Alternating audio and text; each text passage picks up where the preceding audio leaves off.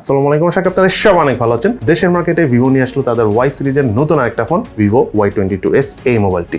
বেশ কিছুদিন ধরে আমাদের কাছে থাকা এই ফোনটি ইউজ করতে যে আমাদের কাছে কেমন লেগেছে তার সবকিছু আপনাদের সাথে শেয়ার করব, এবং তার পাশাপাশি এই মোবাইলটি কাদের জন্য কেনা উচিত হবে এবং কাদের জন্য কেনা উচিত হবে না সেই বিষয় নিয়েও আজকের ভিডিওতে ইন ডিটেইলস আলোচনা করব।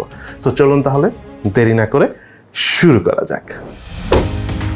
মোবাইলটির বক্স কন্টেন্টে রয়েছে user manuals, sim tray ejector, soft plastic back cover, type C USB charging cable, 18 ওয়াটের ফাস্ট চার্জার,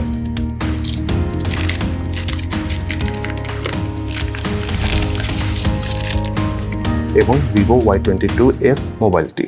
ডিজাইন এবং আউটলুকের কথা বলতে গেলে পলিকার্বনেটের তৈরি এই মোবাইলটি সম্পূর্ণ ফ্ল্যাট শেপে এসেছে এবং স্ক্র্যাচ ও ফিঙ্গারপ্রিন্ট রেসিস্ট্যান্ট এই মোবাইলটি রিয়ার প্যানেলে বেশ স্টাইলিশ দুটি কালার শেড রয়েছে, যার কারণে এই গুড লুকিং ফোনটি হাতে নিয়েও বেশ প্রিমিয়াম লেভেলের একটা ফিল পাওয়া যাচ্ছিল। এছাড়াও এই মোবাইলটিতে IPX5 অর্থাৎ ডাস্ট রেসিস্ট্যান্ট, তার পাশাপাশি IPX4 ওয়াটার রেসিস্ট্যান্টের সার্টিফিকেশন রয়েছে। এছাড়াও 6.55 ইঞ্চি ডিসপ্লে সহ মোবাইলটির থিকনেস হলো 8.38 মিলিমিটার এবং ওয়েট হলো 192 গ্রাম। ওভারঅল স্ট্যান্ডার্ড সাইজের মোবাইল হওয়ার কারণে খুব ইজিলি সিঙ্গেল হ্যান্ডে ক্যারি করে ইউজ করা যায়, হাতে নিয়েও সুন্দরভাবে ফোনটি গ্রিপ করা যাচ্ছিল।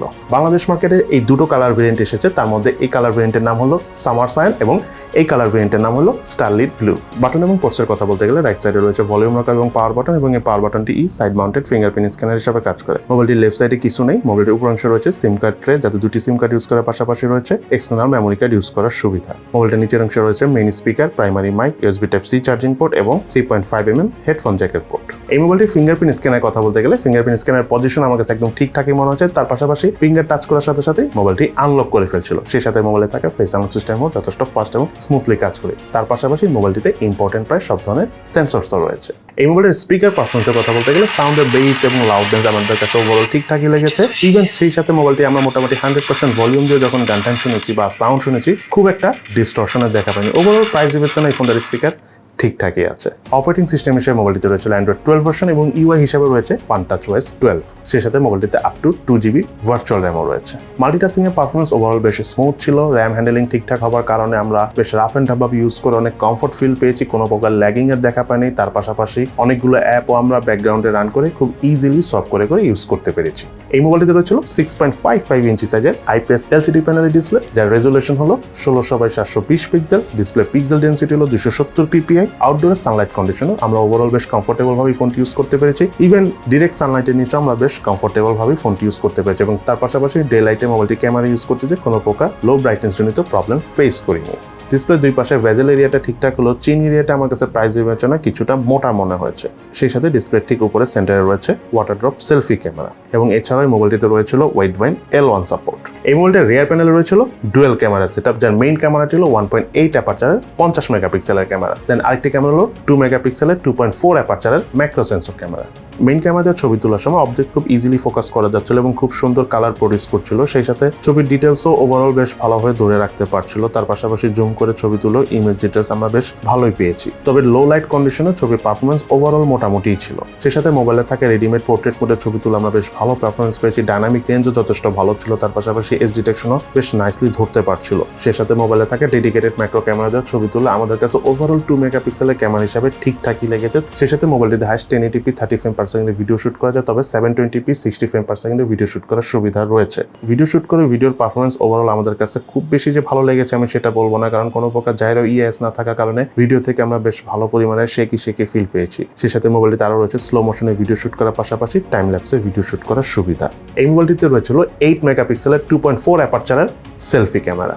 ওভারঅল আউটডোর কন্ডিশনে বেশ ভালোই ছবি ওঠে মোবাইলটি সেলফি ক্যামেরা থেকে। কালার টোনটা বেশ ক্রিস্পি ছিল, ডাইনামিক রেঞ্জও বেশ ভালো ছিল। তবে কিছুটা কালার বুস্ট লক্ষ্য করেছি, তবে সেটা সেলফি ফটোস হিসাবে আমার কাছে ওভারঅল বেশ ভালোই লেগেছে। মোবাইলটিতে রয়েছে camera two API support, so আপনি চাইলে ম্যানুয়াল ক্যামেরা অর্থাৎ Gcam ইউজ করতে পারবেন। Vivo Y22s এই মোবাইলটিতে রয়েছিল 5000 mAh ব্যাটারি এবং সাথে রয়েছে 18 ওয়াটের ফাস্ট চার্জার। এই মোবাইলটি আমাদের সম্পূর্ণ চার্জ করতে 18 ওয়াটের চার্জার দিয়ে 2 ঘন্টা 10 মিনিট থেকে 2 ঘন্টা 20 মিনিটের মতো সময় লেগেছে। তবে একবার চার্জ করার পর হালকা পাতলা ডে টু ডে ইউজ অর্থাৎ বেসিক ইউজ করে আমরা প্রায় 1.5 দিন থেকে 2 দিনের কাছাকাছি চার্জ ব্যাকআপ পেয়েছি। অপরদিকে আমরা heavy gaming, multimedia tasking, heavy long time video টিডিও থেকে স্ক্রিন অন টাইম অর্থাৎ SOT পেয়েছিল 6 আওয়ার্সের মতো। এই মোবাইলটিতে রয়েছিল স্ন্যাপড্রাগনের 680 প্রসেসর। এটি একটি অক্টাকোর প্রসেসর, যার ট্রানজিস্টর সাইজ হলো 6 ন্যানোমিটার। জিপিইউ হিসেবে মোবাইলটিতে রয়েছিল Adreno 610। বাংলাদেশ মার্কেটে এই মোবাইলটি একটি ভেরিয়েন্ট এসেছে, সেটা হলো 6GB RAM 128GB স্টোরেজ, যার র্যামের টাইপ LPDDR4X, স্টোরেজ টাইপ হলো UFS 2.2 এবং এই ফোনটার অফিসিয়াল প্রাইস হলো 21,999 টাকা, অর্থাৎ 22,000 টাকা। মোবাইলটির আন্তর্জাতিক স্কোর পেয়েছি আমরা 2,85,814, বেঞ্চমার্ক স্কোর পেয়েছি সিঙ্গেল করে 376, মাল্টি করে 1564। স্টোরেজ স্পিড চেক করতে গেলে রিড স্পিড পেয়েছি আমরা 662 MB/s, রাইট স্পিড পেয়েছি 869 MB/s। এই মোবাইলটিতে আমরা পাবজি গেমসটা খেলেছি। পাবজি গেমস যদিও অনেক হেভি গ্রাফিক্স সেটিং এ সাপোর্ট করে না, ব্যালেন্সড গ্রাফিক্সে মিডিয়াম ফ্রেম রেটে আমরা খেলতে পেরেছি। ওভারঅল গেমিং পারফরমেন্স এই গ্রাফিক্স সেটিং এ যথেষ্ট ঠিকঠাক ছিল, আর একটু কমিয়ে খেললে একটু ভালো পারফরমেন্স পাওয়া যায়, তবে কিছুটা ল্যাগিং এর দেখা পেয়েছি। সেই সাথে মোবাইলটা যখন আমরা পাবজি গেমস খেলেছি স্পেশালি লং টাইম, তখন স্লাইটলি হিট হয় ক্যামেরার এই পিছনের অংশে। তার পাশাপাশি এই মোবাইলটিতে আমরা ফ্রি ফায়ার গেমস খেলেছি, সেখানে কোনো প্রকার ল্যাগিং অথবা ফ্রেম ড্রপের দেখা পাইনি। মোটামুটি ভালো গ্রাফিক্স সেটিংয়ে লং টাইম খেলতে পেরেছি। তার পাশাপাশি মোবাইলটিতে আমরা কল অফ ডিউটি গেমসটি খেলেছি, ভালোই লেগেছে আমাদের কাছে। ওভারঅল অনেক ভালো গ্রাফিক্স সেটিং না পেলেও মোটামুটি গ্রাফিক্স সেটিংয়ে যেটাতে খেলেছি ল্যাগিং বা ফ্রেম ড্রপের দেখা পাইনি। অ্যাপেক্স লিজেন্ড এই মোবাইলটিতে খেলেছি, ভালো লেগেছে। এই মোবাইলের হিটিংয়ের কথা বলতে গেলে মেইনলি কোনো হিটিং ইস্যুস নাই, but long time game play করতে গেলে স্পেশালি পাবজির মতো গেমস খেলতে গেলে ফোনের রিয়ার প্যানেলে কিছুটা হিট হয়, এটা অবশ্য খুবই স্বাভাবিক, সব ফোনেই হয়। তার পাশাপাশি যদি লং টাইম ভিডিও দেখে থাকে স্পেশালি মোবাইল ডাটা দিয়ে, তখন স্লাইটলি ফোনটা হিট হয়, তবে খুব বেশি হিট হয় না, কিছুক্ষণ সময় দিলে আবার ফোনটা ঠান্ডা হয়ে যায়। এই মোবাইলটিতে রয়েছিল 4G সাপোর্ট, তার পাশাপাশি ওয়াইফাই 2.4 GHz এবং 5 GHz দুটোই সাপোর্ট করে, এবং সেই সাথে মোবাইলটিতে FM রেডিও সাপোর্টের সহ এই মোবাইলটিতে যে SD কার্ড অর্থাৎ এক্সটার্নাল মেমোরি কার্ড ইউজ করা যায় সেটি হাইস্ট 1 TB পর্যন্ত সাপোর্ট করে। এবার চলুন আমরা জেনে নিই এই মোবাইলটা কি ল্যাকিংস অর্থাৎ দুর্বলতা রয়েছে, এবং তার পাশাপাশি এই মোবাইলটা কি বেস্ট সাইড অর্থাৎ ভালো দিক রয়েছে। প্রথমে চলুন আমরা জেনে নিই এই মোবাইলটা কি ল্যাকিংস অর্থাৎ দুর্বলতা রয়েছে।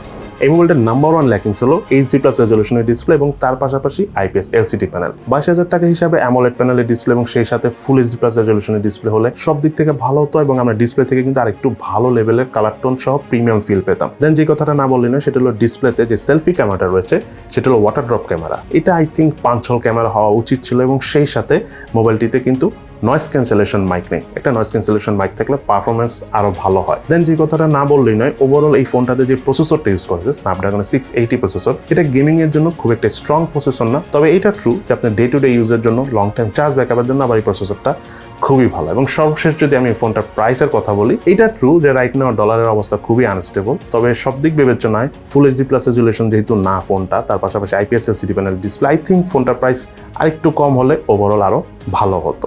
এবার চলুন আমরা জেনে নিই এই ফোনটা কি বেস্ট সাইড রয়েছে। তার মধ্যে নাম্বার 1 হলো এই ফোনটা যে ডিসপ্লেটা রয়েছে 6.55 ইঞ্চি সাইজের ডিসপ্লে। এটা ট্রু যে IPS LCD প্যানেলের ডিসপ্লে, HD+ রেজলিউশনের ডিসপ্লে, বাট স্টিল এই ডিসপ্লের যে কালার প্রডিউস করে আমার কাছে যথেষ্ট ভাইব্রেন্ট মনে হচ্ছে।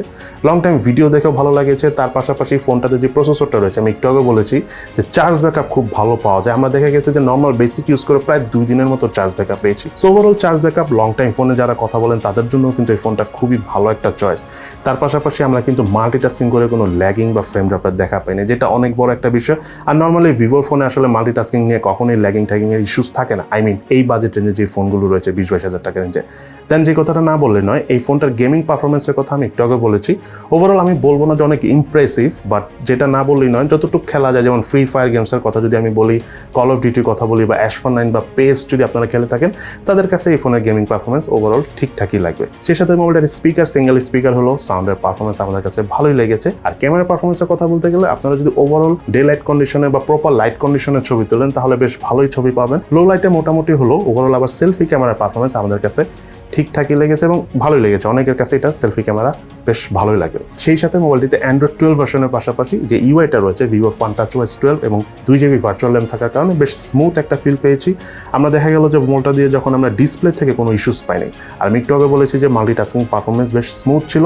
এবং ভিভোর এই ফোনের একটা সুবিধা হলো অন্যান্য ফোনের সাথে এই ফোনগুলোর, সেটা হলো এটার ইউআই অপটিমাইজেশন অনেক ভালো। সো কনফিগারেশন একটু লো হলো, পারফরমেন্স এবং লং টাইম ইউজের জন্য আসলে ফোনগুলি খুব শান্তিতেই কেনা যায়। দেন যে কথাটা না বললেই নয়, অর্থাৎ ফাইনাল ভার্ডিক্ট, এই ফোনটা আসলে কাদের জন্য কেনা উচিত হবে? যারা মেইনলি গেমিংস অথবা ফটোগ্রাফি খুব একটা করেন না, বাট যারা লং টাইম ফোনে কথা বলেন, ডে টু ডে খুব ভালো ইউজ করেন এবং অনেক দিন ধরে আপনার শান্তিতে একটা স্টেবল পারফরমেন্স চান, এমন ফোন কিনতে চাচ্ছেন, আই মিন লং টাইমের জন্য কোনো একটা ফোন কিনতে চাচ্ছেন, তাদের জন্য Vivo Y22s এই ফোনটা আই থিঙ্ক একটা আদর্শ চয়েস। সো আজকে তাহলে এই পর্যন্ত। কেমন লাগলো Vivo Y22s এই মোবাইলটি অবশ্যই সেটা ভিডিও নিচে কমেন্টস করে জানাবেন। সবাই ভালো থাকেন, সুস্থ থাকেন, ইনশাআল্লাহ দেখা হবে ফিউচারে।